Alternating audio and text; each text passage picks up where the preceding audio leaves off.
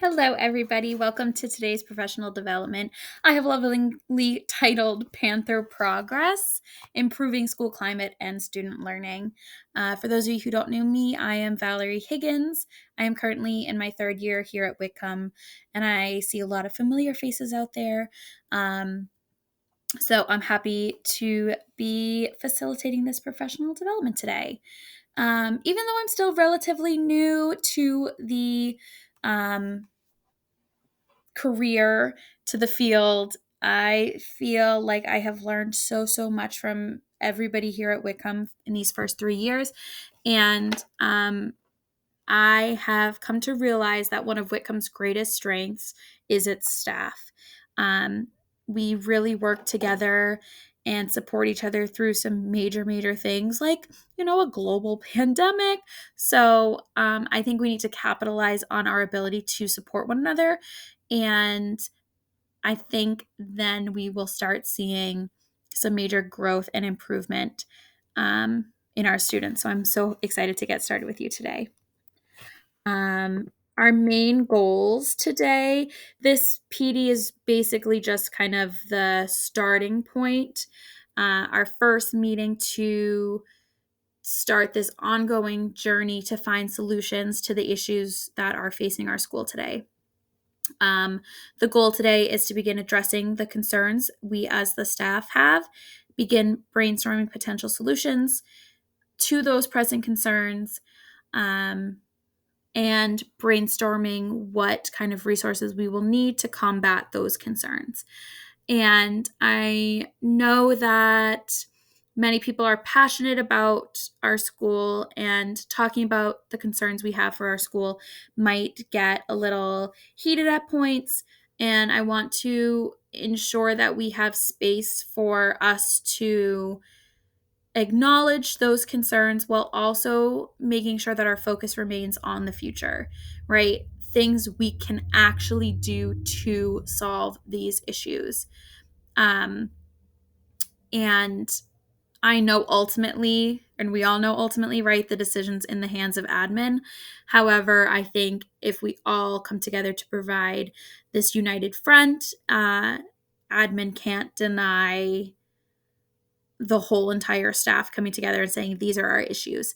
So the road ahead is definitely challenging and undoubtedly paved with some difficult and treacherous terrain, but I'm positive that today's kind of first discussions will allow us to find a lot of success in the future. Our kind of main agenda today, we're going to address the concerns we have as a school. Then we're going to work on prioritizing those concerns. Then we'll move into the brainstorming side of things. And then we'll finally take action. We'll brainstorm what we need to do as teachers and teacher leaders to provide those changes. So the two biggest issues facing our school, as decided by a survey of the staff members I sent out a few weeks ago, were issue number one was definitely student social emotional well-being and awareness. We have noticed that our students are lacking significantly the skills they need to navigate the difficult situations that might arise in middle school. And I think research definitely supports the fact that the pandemic has exacerbated some of those mental health issues that our students are facing as they were isolated and alone for a good year or so, just a few years ago. Here we can see the 5 domains of social emotional learning. And I think as teachers, we have definitely seen the effects of some of our students missing a few of these little pieces of social emotional learning. Students don't know really how to respectfully communicate what they need. They're increasingly talking negatively about themselves and their friends. There's so much dysregulation of our students' social emotional needs, and it's turning into some major behavioral issues. Many have complained the hallways are so unsafe during transition times. Students are engaging in harmful and dangerous behaviors just to gain attention of their peers. We see an increase in physical fights both in school, and we hear a lot about them outside of school. So our students' social emotional needs are not always being met, and this is creating major issues for the school as a whole. The second issue we reported as being the most pressing is our school-wide response or lack thereof to misconduct.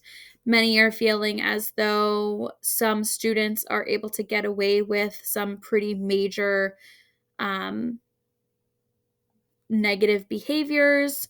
There's a general lack of consequences. Our school is at a record high for conduct referrals, and we don't really know why. Is it that the kids are worse behaved?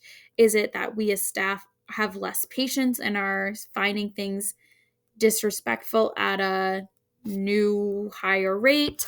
Um, it's a frustration that many teachers are feeling, especially when they have to continue teaching after these major, major behavioral disruptions. Um, I think we can all agree that the behavioral challenges we are seeing as a staff stem from our students' lack of social emotional awareness. And therefore, if we try to implement changes in the discipline system without first addressing their social emotional needs, nothing will change. We're not getting to the root of the problem. So we're going to continue on with issue one as our priority, prioritizing the brainstorming of solutions for our student social emotional well-being. Here are some solutions you guys came up with in the survey for how we can resolve this issue of our students' lack of awareness and social emotional health. We need to really formalize our MTSS. We need to focus in and recommit to restorative justice. And we need to, well, our principal has already stated that the third thing, school-wide social emotional lessons during focus, that will be happening next year. But we need to know, like, is that the best thing? What is that going to look like? How are we going to implement it? Et cetera, et cetera. So please take a look at the barriers we might have. We might have a lack of staff and student buy-in. We might have limited support from home. And I think kind of going along with the first two, there's different opinions and different beliefs about social emotional health, social emotional learning, and how are we going to combat a few staff members or families that are not committed to the same things we are as a school.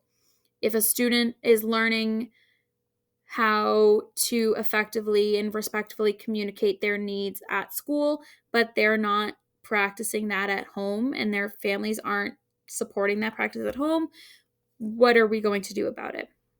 Okay. So, um, we're going to take a few minutes now to start this kind of process of a breakout session. So, you all have a journal in front of you.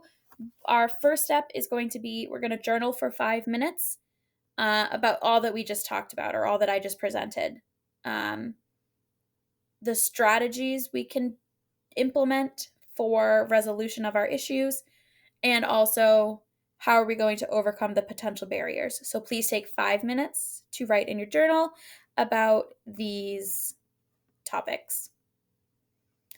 Thank you for reflecting. Now we're going to work with our table groups and just discuss exactly what you talked about in your journal. All right, let's all come together, please, and we're going to share out what we all talked about. We're going to start with this table over here. If somebody could just kind of act as the representative for your table to discuss what resolution you'll have and the potential barriers we're facing. Just kind of summarize what you guys talked about in your groups, and then we'll go around the room. I will adjust my slides as you offer new ideas too. Okay. So now we have to move into the actual action steps, right? We're nothing without action. If we're just talking, nothing's going to happen. So here are some potential action steps that teacher leaders can take. what are the main social emotional things our students need to learn. We need to develop lesson plans that will teach each skill to students. We need feedback from staff, and we need to edit those lessons accordingly. And then we're going to teach those lessons to students. Also, I think we all know the importance of valuable and well done resources as teachers. So we need some slideshows, we need worksheets or activities to practice the skill, and we need to make sure those are culturally responsive. And we need up to date research regarding SEL to ensure that we are promoting research based best practice throughout these lessons that we're doing. Now we're going to move into our third breakout session of the day. Same process as before. Please take 5 minutes to silently reflect in your journal about action steps we can take, propose new action steps you think we need to take, and brainstorm resources you think we will need. Thanks for reflecting. Now we're going to work with our table groups. So just turn and talk to your neighbors about what you journaled about. And thank you for doing that. Now we're going to move into the full group discussion. And again, I will adjust my slides as needed. Thank you so much for attending today's PD. If you have any additional comments or suggestions, please don't hesitate to email me or stop by my room at any time. And we will be working with administration to implement the changes we discussed today. Teacher leaders will be in touch with you all shortly about all that we talked about today. If you could just please fill out this 5-question survey about today's PD. It's just asking how you felt about our PD today. Do you think we met our goal of our initial brainstorm? Was it beneficial to do this? Was this a beneficial PD? Are you confident that our discussion today will result in positive change? Do you think our teacher leaders are well equipped to implement these changes? Do you feel like your voice was heard? And if you have any additional comments, please leave them there.